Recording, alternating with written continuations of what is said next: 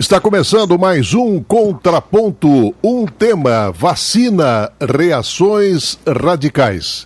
2 pontos de vista do professor Luiz Carlos Dias, do Instituto de Química da Unicamp, ele que é integrante da Força Tarefa contra a Covid-19. Professor Luiz, prazer em tê-lo de volta ao programa, bom dia. Prazer, Márcio, é todo meu, bom dia a você, bom dia, doutora Merces, e a todos os ouvintes do Contraponto.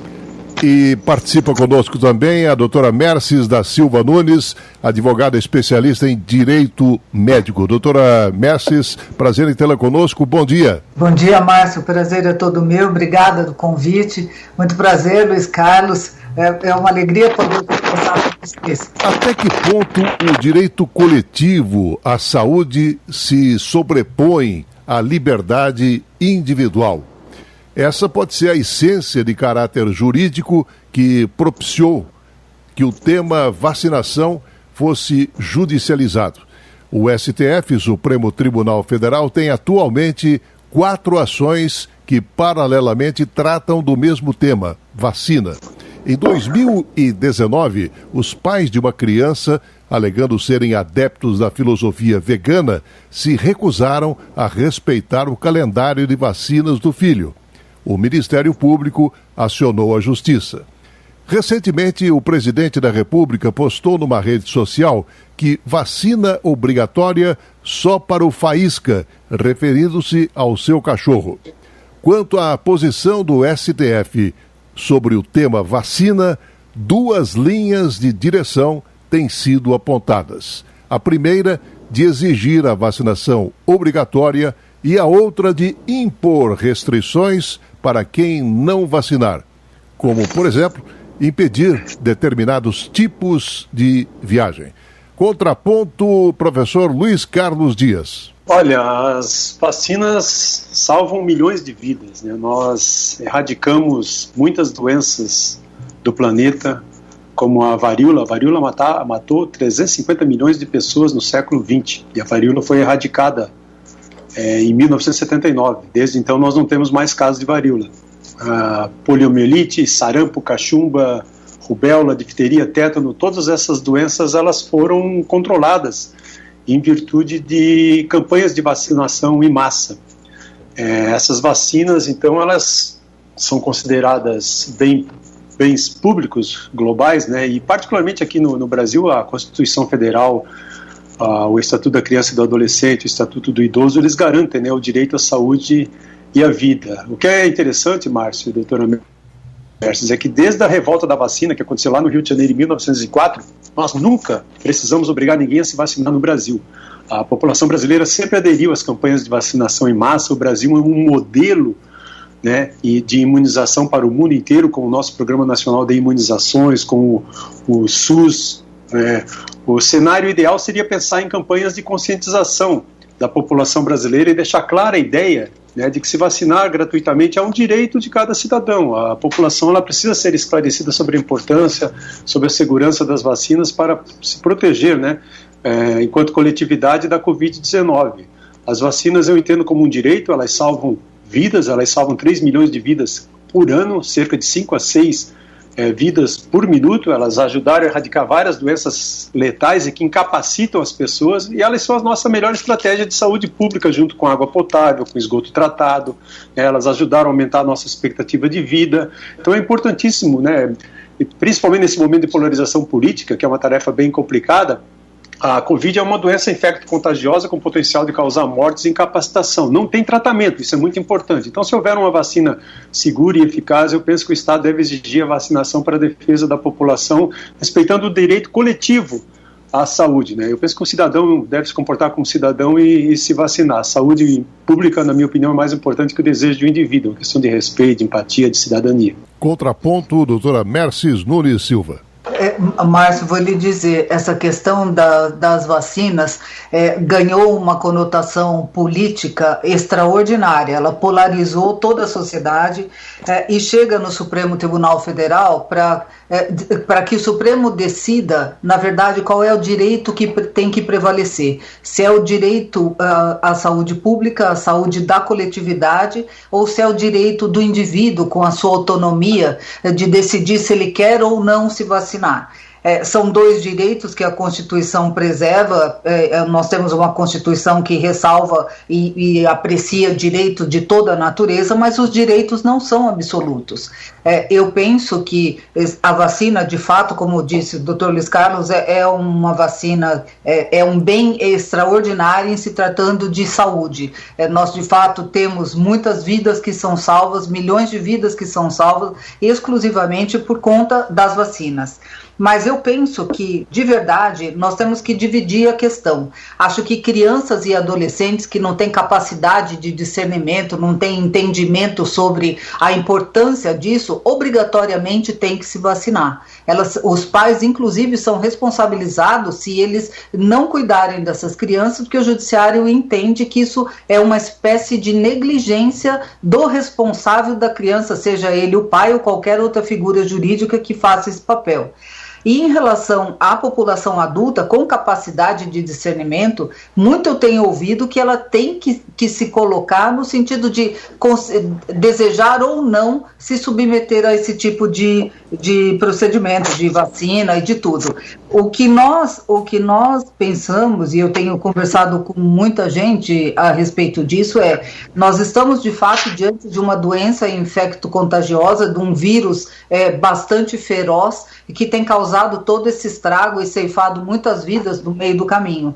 Acho que, apesar de concordar que o adulto capaz tem autonomia para decidir sobre o que fazer ou não com a sua própria vida, neste particular aspecto, existe o direito do outro que deve ser respeitado. A Constituição, não à toa, coloca que a saúde é um dever do Estado. E exatamente por ser um dever do Estado, o Estado tem que garantir e adotar as medidas necessárias para preservar esse direito e a vida das pessoas. E se a obrigatoriedade da vacina for um meio capaz e suficientemente eficaz para neutralizar a ação desse vírus, eu acho que tem que ser determinada a obrigatoriedade, porque naturalmente uma campanha, mesmo que maciça, de conscientização não vai surtir o efeito esperado ou o efeito suficiente para que a gente tenha a chamada imunidade de rebanho. A Agência Nacional de Vigilância Sanitária, Anvisa, ela autorizou no dia 23 de outubro a importação de 6 milhões de doses da vacina Coronavac contra a Covid-19, produzida pela fabricante chinesa Sinovac, em parceria com o Instituto Butantan. E a decisão vem logo após o presidente Jair Bolsonaro ter afirmado que não compraria o produto chinês, mesmo que fosse aprovado pela Anvisa, o que gerou, inclusive, indisposição com o ministro da Saúde, Eduardo Pazuello, além de governadores e parlamentares. Agora, numa entrevista para a revista Veja, que circula esta semana, o vice-presidente da República, Hamilton Mourão, afirmou que o governo brasileiro vai sim comprar doses de vacinas chinesas contra o coronavírus. E aí afirmou: essa questão da vacina é briga política com o Dória. O governo vai comprar a vacina. Lógico que vai. Já colocamos os recursos do Butantan para produzir essa vacina. O governo não vai fugir disso aí, afirmou o general Mourão. Acontece que, numa live também, o presidente Bolsonaro voltou a cutucar o governador de São Paulo, João Dória. Vamos reproduzir aqui o áudio da live do presidente. Querido governador de São Paulo, sabe que sou apaixonado por você, sabe disso? Poxa, fica difícil, né? E outra coisa, ninguém vai tomar tua vacina na barra não, tá ok? Procura outro. E ninguém, eu que sou o governo, o dinheiro não é meu, do povo, não vai comprar tua vacina também não, ok? Procura outro para pagar a tua vacina. Contraponto, professor Luiz Carlos Dias. Olha, eu entendo que essa briga política, nesse momento que nós estamos numa pandemia, né, que vidas, nós já perdemos aqui no Brasil 160 mil vidas quase 8 meses de pandemia. Essa briga política, ela é lamentável, né? Eu vejo como parece uma sabotagem sem precedentes na história desse país. O Instituto Butantan produz vacinas para o Brasil inteiro, e o mais importante nesse momento é proteger a população desse vírus, né, que já tirou quase 160 mil vidas de brasileiros. Então, após as falas do presidente da República, e com o objetivo, inclusive, de garantir a alta adesão dos cidadãos brasileiros, né, às vacinas, quando aprovadas pela Anvisa, porque nós ainda não temos vacinas, viu? Isso é muito importante deixar claro, nós temos candidatas vacinais apenas. Mas alguns projetos de lei já foram apresentados à Câmara dos Deputados, né? A gente pode talvez mencionar isso. Um deles, por exemplo, estabelece a obrigatoriedade da vacina contra a Covid-19, permitindo a inclusão do PNI. Olha, as vacinas só vão entrar no PNI, no Programa Nacional de Imunização, se elas forem adquiridas pelo governo federal, certo? E aí com a distribuição nacional, né, no país inteiro. É fundamental. Então eu tenho certeza, né, que o governo federal, uma vez tendo uma vacina, a primeira vacina aprovada em fase 3, que mostra, né, qualidade, segurança e eficácia, eu tenho certeza que o governo federal vai adquirir a vacina, vai incluir no PNI e vamos, através do SUS, realizar uma campanha de distribuição, né, e de vacinação em massa para toda a população brasileira. Com relação à Anvisa, que você colocou no início, Márcio, é o seguinte: a Anvisa, ela aprova, ela atesta a qualidade, a segurança e a eficácia das vacinas, mas ela não interfere na decisão de compra, tá? A decisão de compra, ela é do governo federal. A Anvisa, você comentou sobre a aprovação da compra dos lotes. Ela deve, nesse momento, se comportar de forma republicana, independente, apolítica, né? Nós sabemos do caminho duro, longo, árduo, para desenvolvimento de medicamentos e de vacinas, né? Então, assim, os ensaios de fase 3, eles é que vão dizer se aquela candidata vacinal serve ou não para ser uma vacina, se ela protege, se ela é eficaz, se ela é segura. E esses ensaios, eles devem ser feitos com calma, com ética, com transparência, sem pressa e, principalmente, sem pressão política, né? É muito difícil realizar um ensaio clínico de fase 3 em 4 a 6 meses. Nós não podemos marcar data para início de vacinação. Isso que o governador de São Paulo, do estado de São Paulo, fez também, ele foi errado, ele marcou o dia metade de dezembro como o início da data de vacinação. A gente sabe que não é assim que acontece, né? E a Anvisa, ela não deve entrar nessas questões políticas, ela não pode sofrer pressão para aprovar um imunizante, por exemplo, com baixa eficácia. Então, assim, uma vacina para uso em massa na população brasileira precisa ser aprovada pela Anvisa, né? A não ser que o Congresso Nacional aprove alguma lei que autorize a compra sem o registro do país, mas não acredito que isso vá acontecer, não. Contraponto, doutora Merces. Olha, Márcio, eu acho que a gente tem que fazer uma distinção entre a fala da pessoa do presidente da República e com a responsabilidade que o cargo exige. Eu não tenho a menor dúvida de que a vacina, seja ela qual for e venha de onde vier, será adquirida pelo governo federal. Não tenho a menor dúvida. Sob pena do governo federal, do presidente da República, sofrer crime de responsabilidade. Eu acho que o discurso não condiz com a prática e com a responsabilidade da própria instituição. A vacina será adquirida e será adquirida assim que ela tiver a comprovação de eficácia, porque ainda não há essa comprovação, e será adquirida depois que a Anvisa concordar e analisar e validar os estudos e as publicações feitas. Antes disso, nós, como disse o Dr. Luiz Carlos, nós não temos vacinas, nós temos candidatas vacinais, são várias, que estão aí disputando a frente e o primeiro lugar. Nós não sabemos exatamente de onde vem, mas não existe essa possibilidade do governo federal não adquirir a vacina. Independente de onde ela vier, se tem briga política com o governador ou não tem, isso não faz a menor diferença.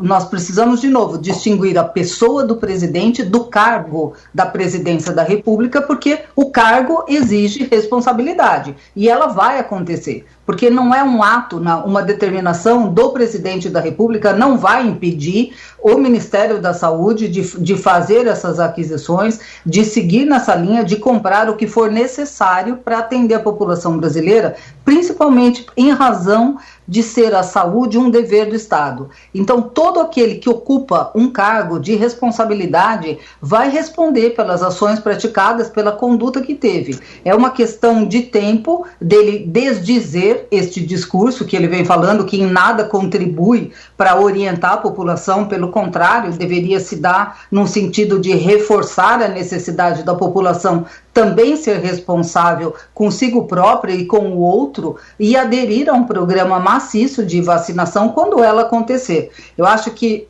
distinguindo as pessoas, nós não vamos ter problema. Talvez haja até problema financeiro, mas não vai haver problema da interferência do presidente no sentido de impedir. Ele nem pode fazer isso. O discurso não condiz com o ato que será praticado quando existir uma vacina de verdade. Professor Luiz Carlos, de acordo com o relatório divulgado pela Organização Mundial da Saúde no dia 18 de outubro, atualmente existem 44 candidatas à vacina contra a Covid-19. O que ocorre é que nem todas as candidatas irão dar certo. E uma das grandes preocupações nesse cenário diz respeito a um eventual encurtamento das etapas clínicas. Contraponto, professor Luiz Carlos. Olha, certamente nós temos no momento aí quase 200 projetos de candidatas vacinais, certo? Algumas delas em fases mais avançadas. Nós temos aí cerca de 10 candidatas vacinais, em etapas de fase 3, né? A fase 3 é aquela fase mais importante, sabe, Márcio? Ela é a fase que vai mostrar se a vacina é segura, se ela é eficaz, se ela produz anticorpos neutralizantes, se ela produz células de memória citotóxicas, se ela efetivamente protege as pessoas de ficarem doentes, ou se eventualmente ela não proteger as pessoas de ficarem doentes, que ela transforme, né, a Covid numa doença mais branda, mais amena. Essas candidatas vacinais, elas passam por várias etapas de testes rigorosos, né, para garantir sempre segurança, né, e a eficácia. Normalmente o período para desenvolver uma vacina, né, já que você tocou no assunto, segura e eficaz, desde as etapas iniciais até ela ser aprovada e ser distribuída para a população é de 8, 10, 12 anos. Tá? Nós estamos tentando desenvolver vacina, por exemplo, para a doença de Chagas, para a leishmaniose, para doenças parasitárias tropicais, até hoje não temos nenhuma. Estamos tentando desenvolver há 30 anos. A doença da malária, uma vacina para malária também não. Nós temos uma que precisa de 4 doses e a eficácia dela é 30%. Né? Nós não temos para HIV. Então, a vacina mais rápida que nós desenvolvemos até hoje foi a vacina da cachumba, que levou cerca de 4 anos e meio. Então, assim, são várias etapas, né, que passam desde os ensaios pré-clínicos, in vitro, em animais, né, em pequenos animais, ratos, camundongos, macacos, né, hamsters, onde se testa a segurança. Depois ela vai para as fases 1, 2 e 3. O que está acontecendo agora com a Covid, que é uma doença que afeta o mundo inteiro, é o seguinte, é uma doença que afeta os ricos, os países pobres, os de alta renda, os de baixa renda. Então houve uma aceleração em todas as etapas do desenvolvimento, sendo que a gente está fazendo hoje fase pré-clínica junto com fase pré-clínica in vitro, junto já com fase pré-clínica em animais, fase pré-clínica em animais junto com fase 1 junto com fase 2 junto com fase 2B, fase 2B junto com fase 3. Então está tudo sendo feito de forma muito acelerada. As etapas elas não estão sendo puladas, certo? Isso aí é fundamental. Mas há uma aceleração, né? E há também um ganho, por exemplo, porque muitas dessas candidatas vacinais aí, hoje para a Covid, elas estavam sendo desenvolvidas para SARS e MERS. Só que SARS e MERS, elas não viraram uma pandemia. Elas foram controladas nas fases iniciais com o uso das medidas não farmacológicas, né? Distanciamento físico, isolamento social, uso de máscara, limpeza, né? Higiene. Então não foi necessário desenvolver vacinas para essas doenças, mas as plataformas estavam lá. Tanto que é com isso que a gente está avançando bastante aí no desenvolvimento dessas candidatas vacinais, né? Agora, não dá para fazer uma fase 3 em 3, 4 meses, porque ela é uma fase que envolve milhares de pessoas. O tempo ideal seria pelo menos 1 ano para que a gente possa, né, explorar diferentes faixas etárias, diferentes, né, realidades populacionais, né, uma população muito mais próxima do real, diferentes comorbidades, sexo, enfim. Isso aí precisaria de um pouco mais de tempo, mas as fases elas vão sendo aceleradas, mas certamente não puladas. Tá? Eu confiaria numa vacina aprovada em fase 3 pela Anvisa, desde, né, que todos os dados das publicações sejam feitos, né, realmente, que todos os dados das pesquisas sejam feitos públicos, né, sejam tornados públicos para que todos os cientistas possam analisar. Com certeza, uma vacina para ser aprovada em fase 3, ela vai ter que ter qualidade, segurança e eficácia, porque senão vai ser um enorme desserviço para as campanhas de vacinação. Doutora Messi, no seu contraponto, queria que o senhor contemplasse a seguinte questão. Quem é a favor das vacinas tem torcido para que as futuras vacinas ofereçam aí respostas imunológicas, porque, afinal de contas, serão milhões de pessoas a receberem essas vacinas, exceto aqueles que são contra. E por tudo que tem sido dito a respeito das vacinas, doutora Messi, até que ponto, principalmente entrando agora no terreno das fake news, isso contribui para confundir e menos para esclarecer a opinião pública? Márcio, eu tenho a impressão de que a gente está vivendo numa sociedade de desserviço absoluto. Não faz sentido algum essa polêmica que se instalou e principalmente esse número imenso de fake news divulgados nas redes sociais. Isso desorienta muito mais do que informa, porque o brasileiro não é um povo, uma população habituada à leitura, de olhar para aquilo e falar, será que é verdade essa informação e vou perseguir, vou atrás para checar. Isso nós não temos. Então, é um desserviço generalizado. O que eu acho que deveria acontecer seria um controle mais efetivo dessas fake news que estão acontecendo, porque isto é propagado assim numa velocidade extraordinária exatamente por grupos contrários a aplicação ao uso de vacina, e são contrários por diversas razões. Não são contrários porque eles estudaram, porque tem medo, porque o organismo não se adapta. Não, eles são contrários por questões políticas, porque acompanham determinado político que acha que a vacinação não é importante, outros apenas porque gostam de ver a situação mais calamitosa e impossível. Então, não faz sentido que as redes sociais propaguem isso, mas hoje nós estamos vivendo este momento de desorientação.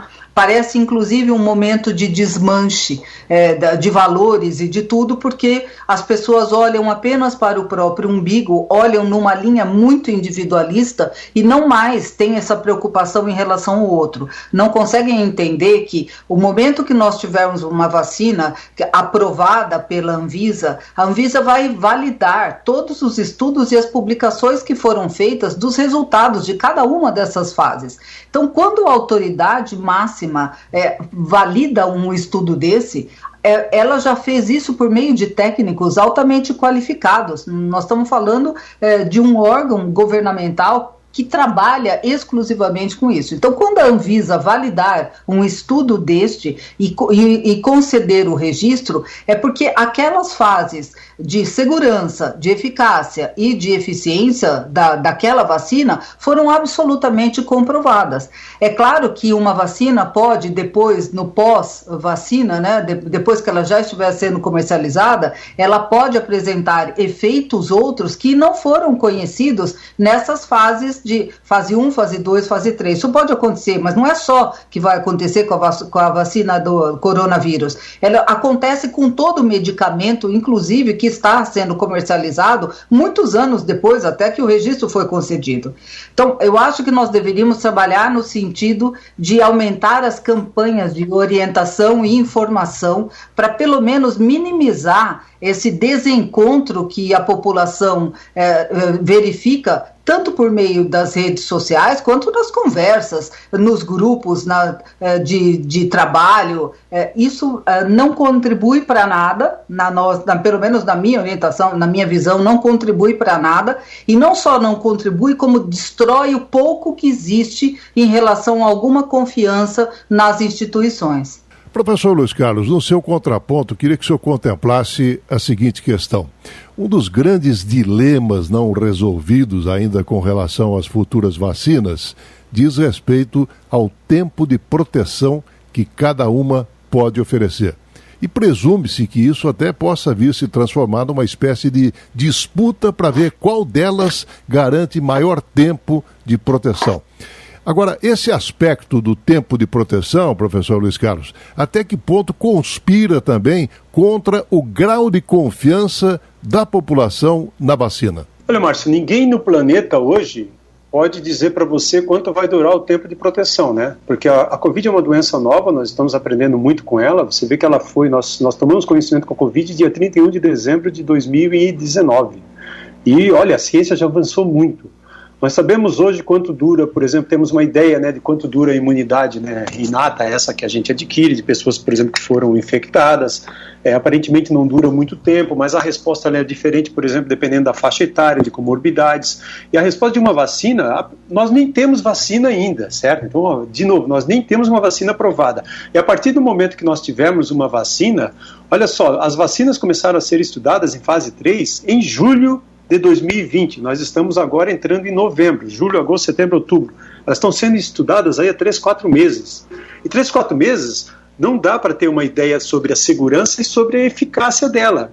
Você vê que a Coronavac, por exemplo, e a vacina, a candidata vacinal de Oxford, elas estão sendo investigadas em milhares de pessoas no mundo inteiro. Só que no Brasil o Butantan vai aumentar para 13 mil voluntários. Sabe quantas pessoas eles estão esperando serem infectadas para iniciar a abertura, fazer uma abertura inicial? 61 pessoas. Ainda dessas milhares de pessoas, não teve 61 pessoas infectadas com a Covid-19. Lembra que são profissionais da saúde que estão lá sob total segurança, né, usando equipamentos de proteção individual, tudo, divididos em grupo placebo e o grupo que tomou a candidata vacinal. Ainda não tem 61 pessoas infectadas. Então, só a partir desse primeiro momento é que você vai ter uma ideia da eficácia. E essa resposta, né, para a sua pergunta, a gente tem que esperar um ano. Isso que a doutora Merces falou é a chamada fase de farmacovigilância, aquilo que a gente chama de fase 4. A eficácia vai continuar sendo avaliada durante muitos anos.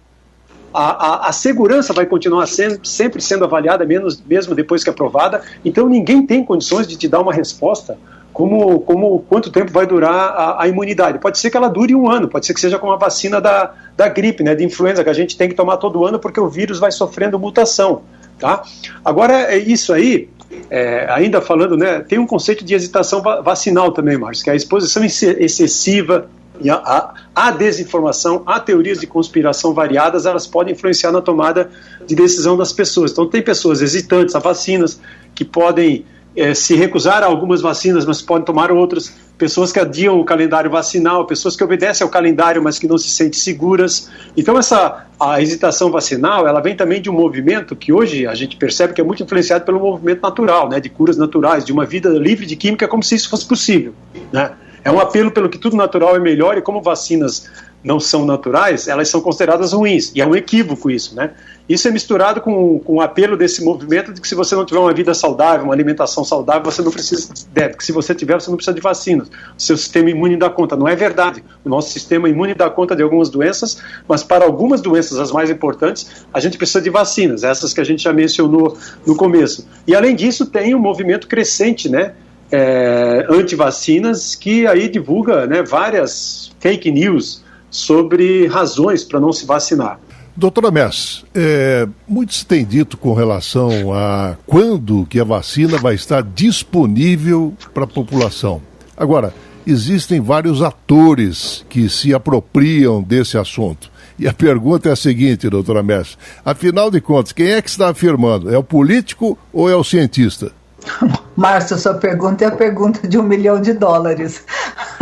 O político afirma e o cientista diz: isso não vai acontecer antes de 2021, 2022, 2023, com muita sorte. Se tudo der certo, se tudo correr dentro do cronograma de pesquisa e de avanço, que embora a ciência tenha avançado muito rapidamente, acho que é a primeira vez que a gente vê a velocidade do desenvolvimento de uma vacina acontecer assim no mundo inteiro. Então, quem diz isso, que nós vamos ter agora, para começar o programa de vacinação em massa, é o político. Pelo menos o doutor Luiz Carlos me corrige se eu estiver errado, mas eu não tenho ouvido nenhum cientista dar esta afirmação, fazer esta afirmação, dizendo: olha, está pronto aqui a vacina e agora nós já vamos entrar na Anvisa, a Anvisa vai conceder o registro entre 20 e 30 dias e nós vamos vamos começar a vacinação em dezembro. Eu não ouvi isto em nenhum lugar, muito pelo contrário.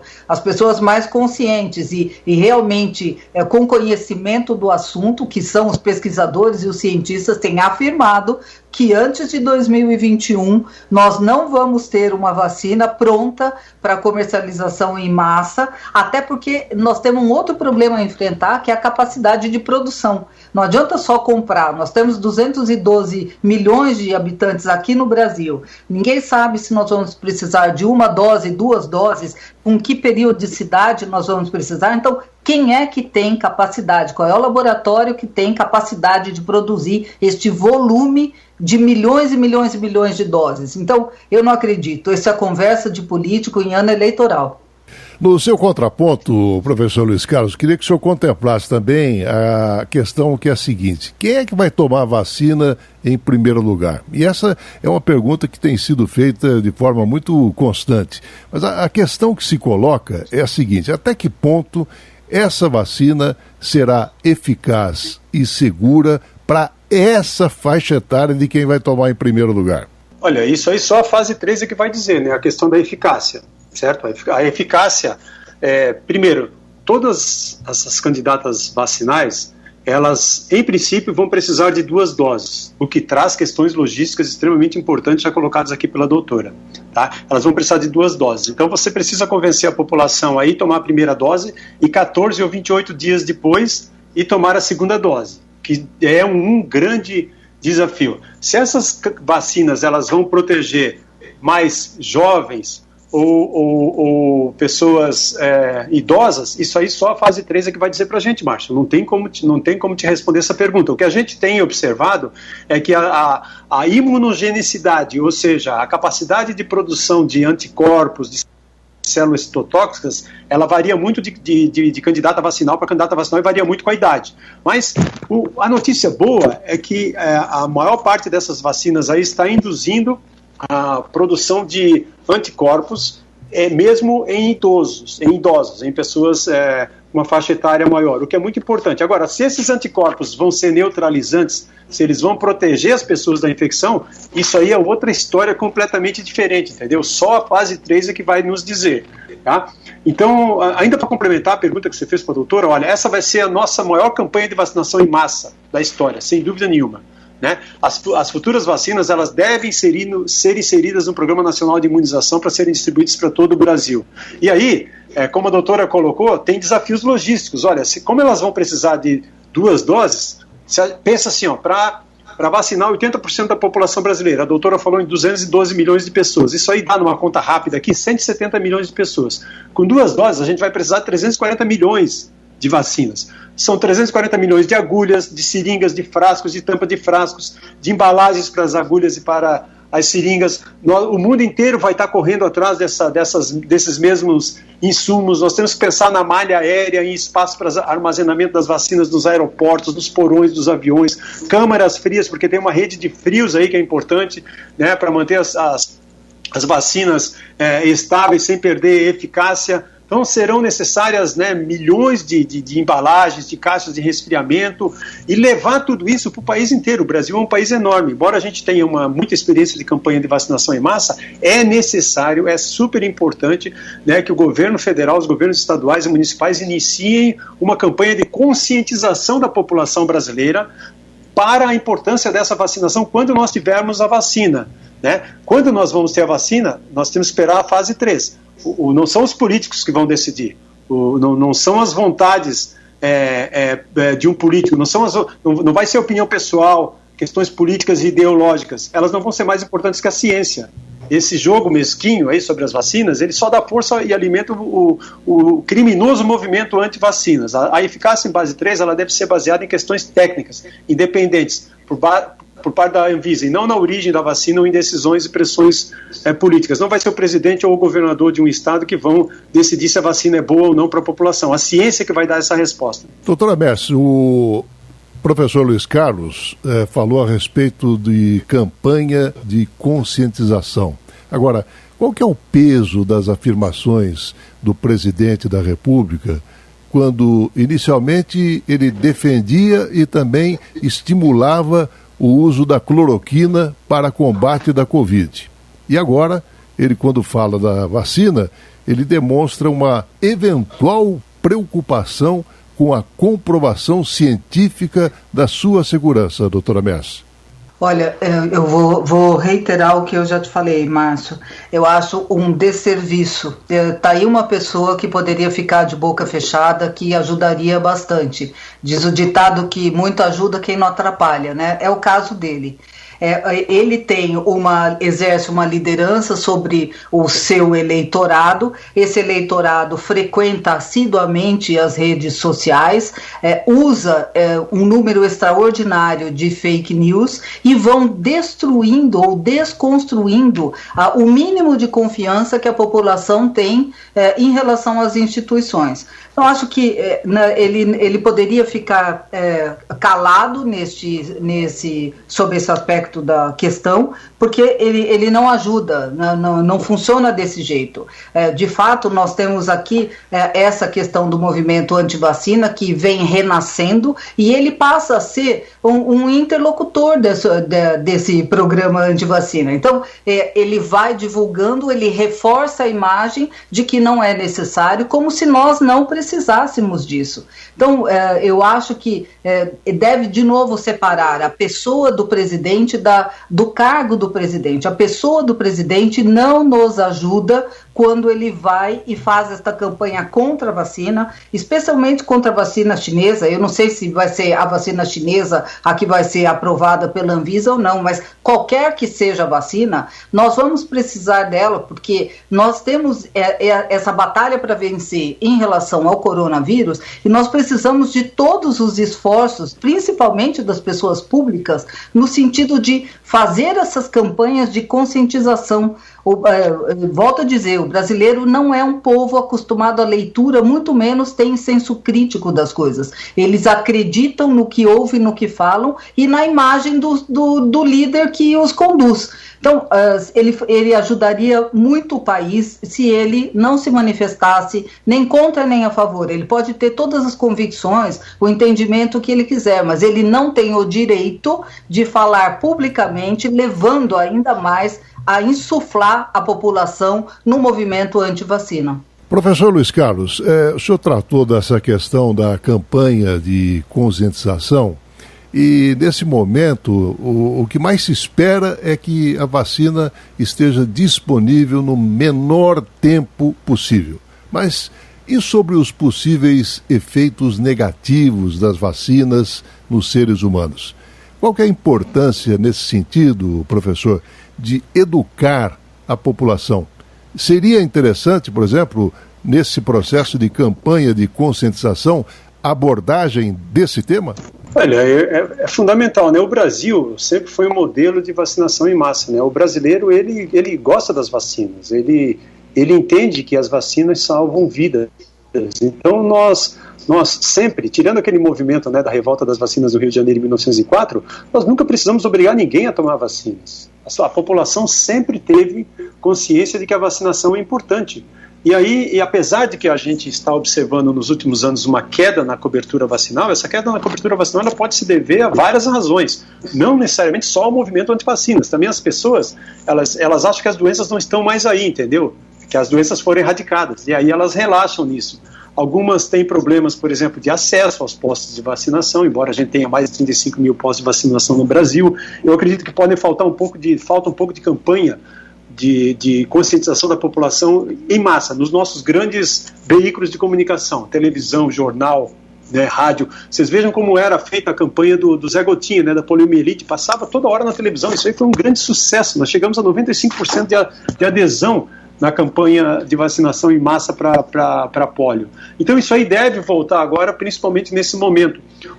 A polarização política é que está levando a um crescimento do movimento antivacinas. O movimento antivacinas, ele nunca foi forte no Brasil, viu, Márcio? Nunca foi. Ele era forte nos Estados Unidos, na Europa, porque o movimento negacionista lá, anti-ciência, é muito forte. Aqui no Brasil não, a população até acredita na ciência, ela não conhece muito sobre os cientistas brasileiros, as instituições públicas de ciência brasileira, mas ela acredita, e ela acredita na vacinação. Então eu penso que com campanhas de conscientização da população brasileira para a importância da vacinação, né, mostrando que, uma vez que as vacinas sejam aprovadas em fase 3 com dados científicos claros, né, a gente vai ter sim uma boa adesão. É fundamental essa alta adesão agora para que a gente não deixe buracos na nossa população de pessoas não vulneráveis. A gente sabe que quanto mais pessoas, quanto maior for a adesão da população à campanha de vacinação em massa, mais pessoas estarão vacinadas, mais pessoas estarão protegidas. Então, como nós ainda não sabemos, por exemplo, qual vai ser a eficácia, né, quanto menor a eficácia de uma vacina em fase 3, maior vai ter que ser a adesão. Imagina assim, se uma vacina tem eficácia de 50%, e se nós tivermos adesão de 200 milhões de brasileiros, chutando um número, né, nós vamos proteger apenas 100 milhões de brasileiros, os outros 100 milhões não vão estar protegidos. Se a eficácia de uma vacina for de 70%, vacinando 200 milhões, nós estaremos protegendo aí 140 milhões de brasileiros, 60 milhões ainda vão ficar desprotegidos. Então a eficácia de uma vacina é fundamental, e quanto menor a eficácia, maior vai ter que ser a adesão da população para que a gente tenha o maior número de pessoas vacinadas. Doutora Merz, eu vou reproduzir aqui a fala do presidente do STF, o ministro Luiz Fux, que participou no dia 23 de outubro de uma live, e ele afirmou o seguinte, aspas, podem escrever, haverá uma judicialização, que eu acho que é necessária sobre essa questão da vacinação. Não só a liberdade individual, como também os pré-requisitos para se adotar uma vacina. Não estou adiantando o ponto de vista nenhum. Estou apenas dizendo que essa judicialização será importante. Contraponto, doutora Merz. Márcio, o Supremo Tribunal Federal nunca deveria ser chamado para decidir sobre essa questão, porque isso não é uma questão constitucional. A Constituição Federal estabelece a competência do Supremo como órgão máximo do Judiciário para resolver exclusivamente questões constitucionais que afetem diretamente a Constituição. A questão de ser a vacinação obrigatória, porque privilegia o interesse coletivo em detrimento do individual, nesse aspecto, não é uma questão constitucional, por incrível que pareça. Isso é uma questão de conscientização da população, e quando a Constituição determina que a saúde é um direito de todos e um dever do Estado, o Poder Executivo tem que adotar todas as medidas necessárias no sentido de cuidar desta saúde, por ser ele o responsável por executar este dever para que a população tenha esse direito. Eu tenho ouvido, inclusive, que alguns outros ministros do Supremo Tribunal Federal não pensam exatamente como pensa o ministro Luiz Fux. De toda forma, a questão está no Judiciário, está no Supremo Tribunal Federal, e ela vai ser julgada. Um dos relatores é o ministro Ricardo Lewandowski, de uma dessas ações movida por partidos políticos, e o ministro Lewandowski já disse que vai levar essa questão para o plenário. E lá nós vamos ter que enfrentar essa situação, pelo menos os ministros vão ter que enfrentar essa situação. Primeiro, eles vão ter que decidir entre vários valores, entre diversos princípios, qual é o princípio que mais se adequa à solução do caso. Então, é o princípio da saúde pública, é o princípio da saúde coletiva, é o princípio do interesse coletivo sobre o interesse particular. Resolvendo essa questão, vamos dizer que ele opte por isso, e eu acredito que vai ser a decisão nesta linha, de prevalecer o interesse coletivo sobre o interesse individual.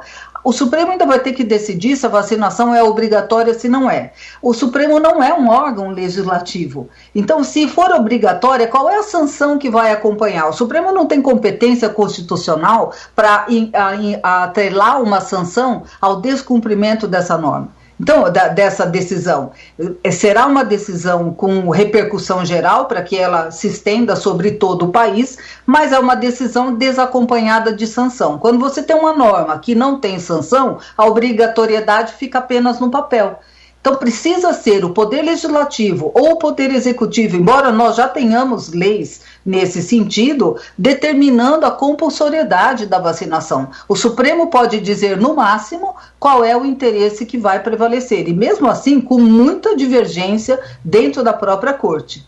Professor Luiz Carlos, o senhor falou exatamente do movimento antivacina, que não é representativo aqui no Brasil, muito mais nos Estados Unidos, mas considerando, professor, que uma parcela importante da população não respeitou as regras do distanciamento social, e muito menos quanto à utilização da máscara, até que ponto isso refletiria nas vacinas, quanto a maioria dessas pessoas não acharem, por exemplo, que as vacinas são necessárias, hein, professor?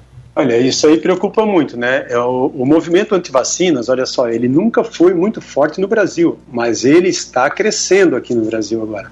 Nós já vemos assim, nós já estamos observando uma atividade em aplicativos como Facebook, YouTube, né, e no WhatsApp, Twitter. A gente já vê uma atividade enorme desse movimento criminoso e irresponsável com relação às vacinas, muito causado por essa polarização política, entendeu? Muita gente dizendo que, questionando as vacinas chinesas, porque acusam, né, a China de ter produzido o vírus espalhado pelo mundo, e aí que não vão tomar as vacinas chinesas. Então, assim, há várias notícias hoje falsas, que estão sendo espalhadas por esse movimento antivacinas para que as pessoas não se vacinem. Então eles estão se aproveitando desse momento de polarização política. O que nós vimos no Brasil desde o início, né, e ainda talvez eu vou fazer um comentário com relação à fala da doutora Merces, é que é o seguinte, né, nós não tivemos um combate à Covid organizado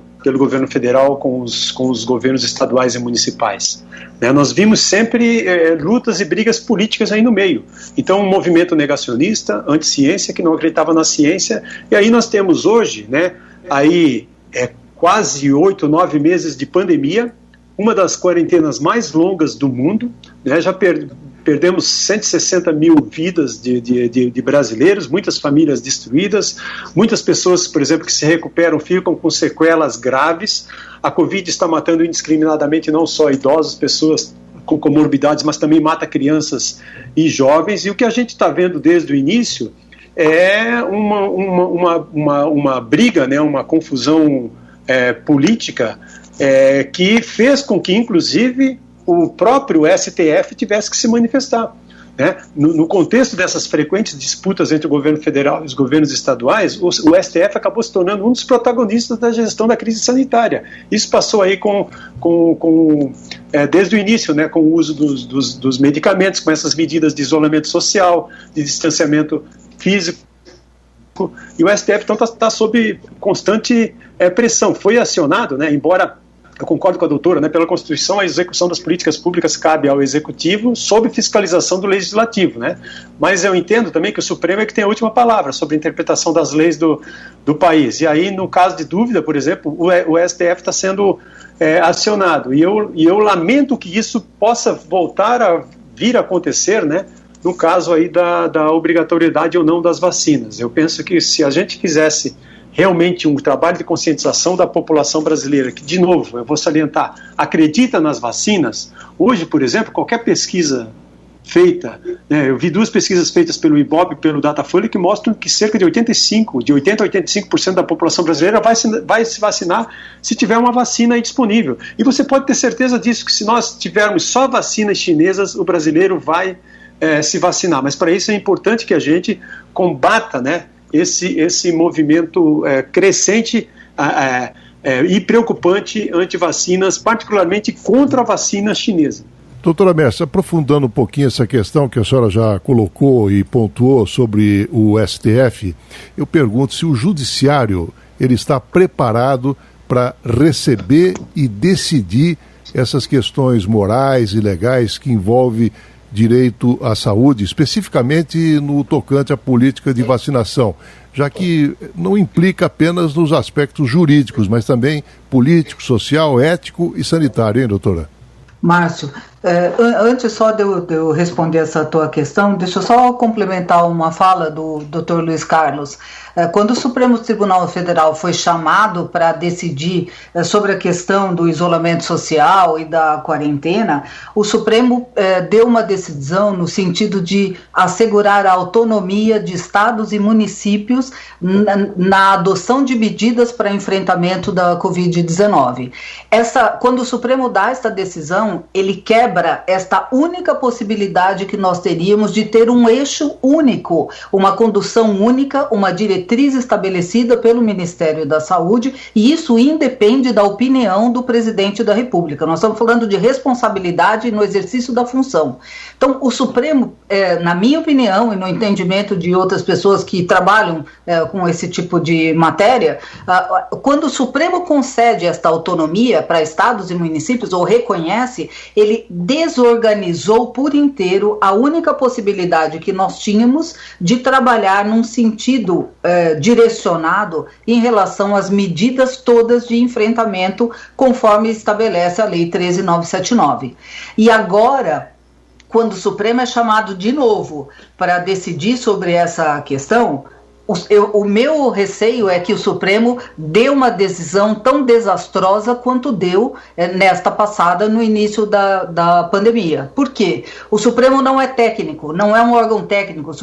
Os ministros do Supremo não têm nenhuma noção técnica, não que não tenham conhecimento, cultura, principalmente jurídica, mas estou falando de conhecimento técnico, de avaliar a extensão das decisões, porque eles estão muito longe da gente. Então, a decisão que o Supremo Tribunal Federal der nessas ações que foram protocoladas lá, essas decisões vão ter caráter de repercussão geral, elas vão valer para o país todo. Então, respondendo à tua questão, o Judiciário não tem estrutura para receber um volume extraordinário de demandas que vai acontecer agora com essa nova onda de judicialização. Mas como a decisão do Supremo Tribunal Federal deve ocorrer em caráter de repercussão geral, os juízes de primeira instância e os tribunais inferiores também vão se posicionar no sentido da decisão do Supremo.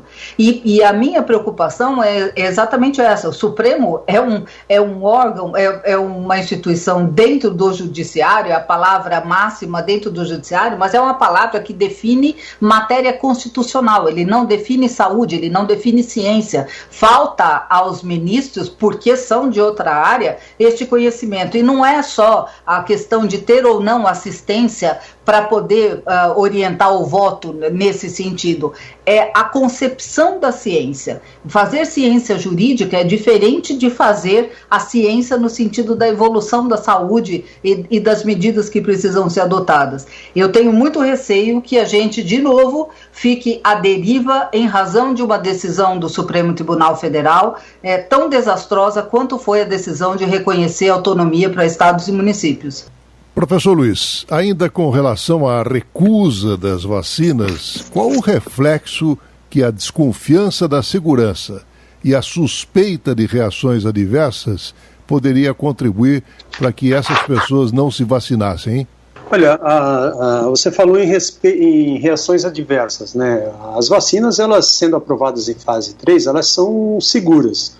Reações adversas que ocorrem são reações adversas leves. Isso aí é muito importante deixar claro. As vacinas não causam mal para as pessoas. As vacinas, elas salvam vidas.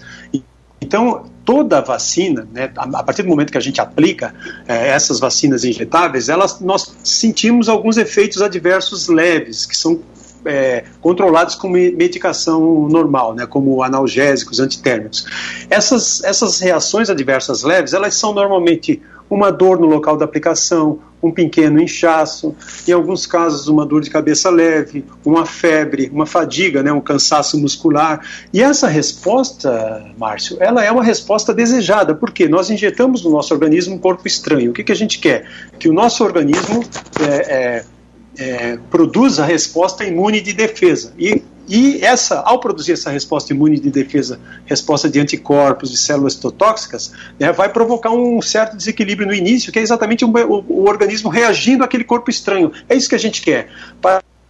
para que o organismo, quando tiver contato com o vírus real, o vírus que a gente chama de selvagem, ele possa, tem um corpo estranho aqui que eu já vi antes, parecido quando tomou a vacina, ele vai lá e produz os anticorpos e as células de memória para combater aquele corpo estranho que está entrando no nosso organismo, que no caso seria o vírus. Então, ter essas pequenas reações adversas é normal, né? Mas é importante ter a noção de que as vacinas, elas salvam vidas, elas ajudam a erradicar doenças letais que matam pessoas, que incapacitam pessoas. Elas são a nossa melhor estratégia de saúde pública, e eu penso que nesse momento de tanta polarização política, é até difícil pensar numa campanha de conscientização em massa, mas a gente precisa fazer, a gente precisa levar para a população brasileira a noção de que a Covid, ela é uma doença infecto-contagiosa, ela causa mortes, ela causa incapacitação, não tem tratamento, não tem nenhum medicamento antiviral, por exemplo,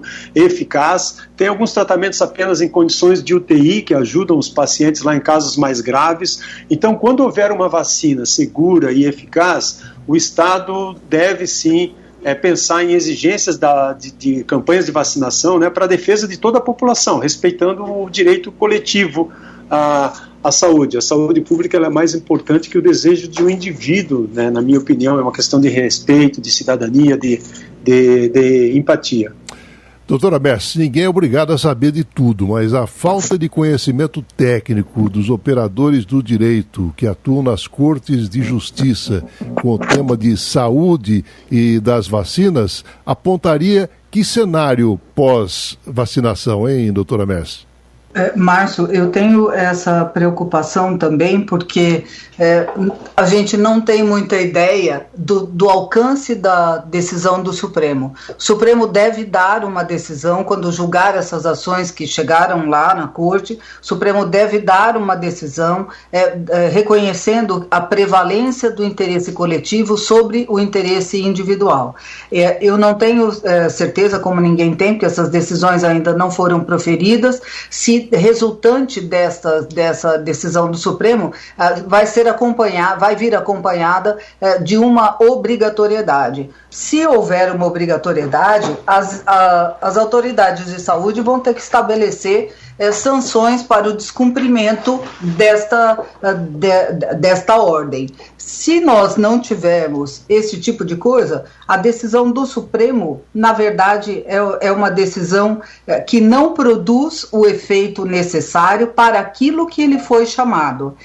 Se nós tivermos, e como nós temos, a falta de um conhecimento técnico específico, o Supremo se vale de diversos assistentes, assim como todos os tribunais, os juízes, porque de fato ninguém tem conhecimento sobre todas as áreas, mas ainda assim, amparado nisto, a decisão do Supremo deve seguir neste caminho da prevalência do interesse coletivo sobre o individual, mas deverá relegar para o Legislativo ou até mesmo para o Executivo a determinação da compulsoriedade na vacinação obrigatória. Se não tiver isso, com ou sem conhecimento técnico, a decisão do Supremo não vai surtir o efeito necessário para o que ele foi chamado. Doutora Mercy da Silva Nunes, advogada especialista em direito médico, muito obrigado pela sua participação no Contraponto, doutora Mercy. Márcio, eu que agradeço, porque isso é um tema bastante polêmico e nós estamos só começando ainda